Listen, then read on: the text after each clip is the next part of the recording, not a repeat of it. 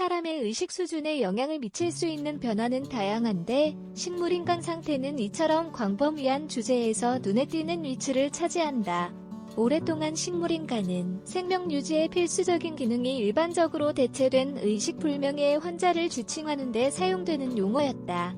1970년대에 되어서야 두 명의 저명한 신경학자인 브라이언 제넷과 프레드 플럼이 식물인간 상태를 과학적으로 설명했다. 그 이후로 전문가들은 다양한 각도에서 식물인간 상태를 분석하는 여러 논문을 발표했다. 실제로 일부 논란은 여전히 논의 중이다. 이 글에서는 식물인간 상태에 대해 알아야 할 가장 중요한 측면을 설명한다. 식물인간 상태란 이해에 도움이 될 수 있도록 제어하는 기능에 따라 뇌를 다음과 같은 두 부분으로 나누고자 한다. 대뇌 방구는 생각과 행동을 제어하여 자신과 환경을 의식하게 한다. 여기에서는 방구의 피질에 있는 뉴런에 의해 수행되는 각각의 기능이 있는 다양한 엽, 전두엽, 측두엽, 후두엽, 두정엽을 발견할 수 있다. 시상 및 시상압으로 구성된 간뇌와 뇌간은 생명 유지의 필수적인 기능을 제어한다. 여기에는 수면 각성 주기, 체온, 호흡, 혈압, 심장 박동수 등이 포함된다. 뇌의 이 부위는 원시적 뇌다. 식물인간 상태는 오랫동안 이어지는 장애이며 뇌 방구가 작동을 멈출 때 발생한다. 따라서 환자는 자신과 환경에 대한 의식을 멈추게 된다. 하지만 생명 유지의 필수적인 기능을 계속하는 가장 원시적인 뇌는 영향을 받지 않는다. 식물인간의 원인 뇌 손상을 유발하는 모든 장애가 원인이 될 수 있으므로 식물인간 상태의 원인은 다양하다. 일반적으로 원인 인자 이후 뇌간과 간뇌의 기능이 재개되면서 발생하지만 대뇌 피질의 기능이나 피질 기능에서는 같은 현상이 일어나지 않는다. 가장 일반적인 원인은 다음과 같다.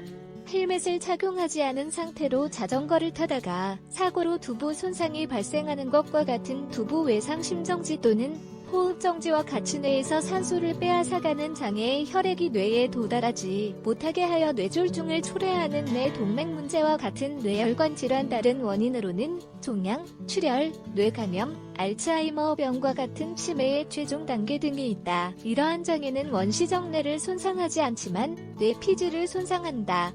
식물인간은 어떤 증상을 보일까? 식물인간 상태의 환자는 다음과 같은 증상을 보일 수 있다. 이로 인해 환자의 의식이 있다고 생각할 수 있다. 눈을 뜨는 행위를 할 수 있다. 눈을 감고 있는 수면, 시간과 눈을 뜨고 있는 수면, 시간이 번갈아가며 나타날 수 있다. 숨을 쉬거나 씻거나 빨거나 기침을 하거나 구역질을 하거나 삼키거나 소리를 낼 수 있다. 큰 소음과 같은 강한 자극에 반응할 수 있으며 때로는 웃거나 얼굴을 찌푸린 것처럼 보이기도 한다. 하지만 원시적 뇌는 의식 없이 이러한 반응을 수행한다. 이는 모든 인간에게 있는 무의식적인 반사작용의 결과이다. 의식이 없다는 것을 어떻게 알 수 있을까? 의식의 여부를 판단하려면 행동의 의도가 있어야 한다. 이러한 의도는 외부 환경과 관련이 있음을 나타낸다.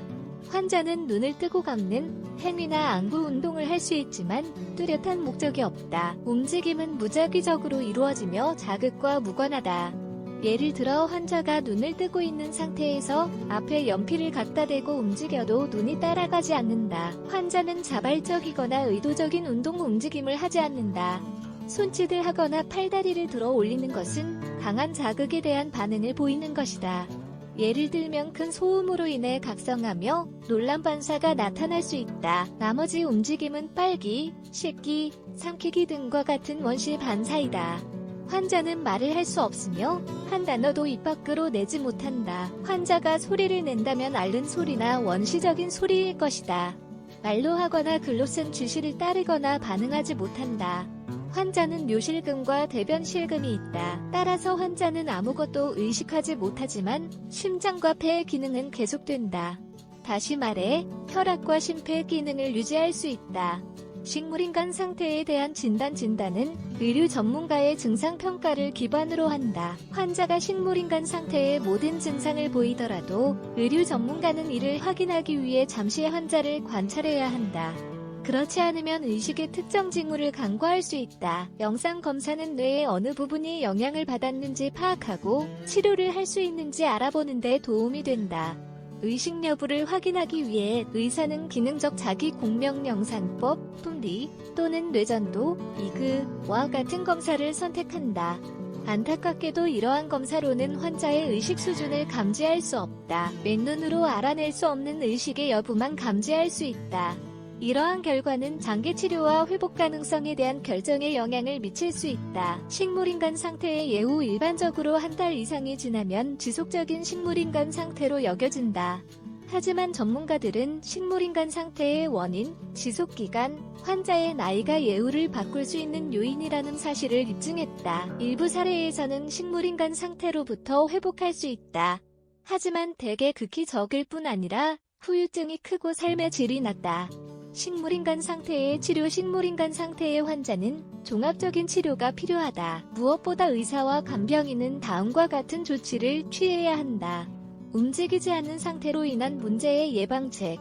신체를 지탱하는 부위에서 궤양이나 구축이 발생할 수 있다. 또한 혈액이 정맥에 정체되어 혈전이 발생할 수 있다. 이를 방지하려면 환자의 자세를 바꿔야 한다. 좋은 영양 섭취. 환자는 입이나 코에서 복부 또는 위장으로 직접 향하는 관을 통해 영양을 공급받는다. 또한 영양사는 정맥 주사로 투여할 수도 있다. 감염을 예방하기 위해 관을 잘 세척하고 환자의 위생 상태를 관리해야 한다. 회복 가능성 식물인간 상태의 환자는 회복 가능성이 작다. 의사와 가족 그리고 때로는 병원 윤리위원회가 환자를 어떻게 치료할 것인지 논의해야 한다. 또한 치료에 대한 환자의 희망사항이 알려져 있거나 유언장에 명시되어 있다면 이러한 점도 고려해야 한다.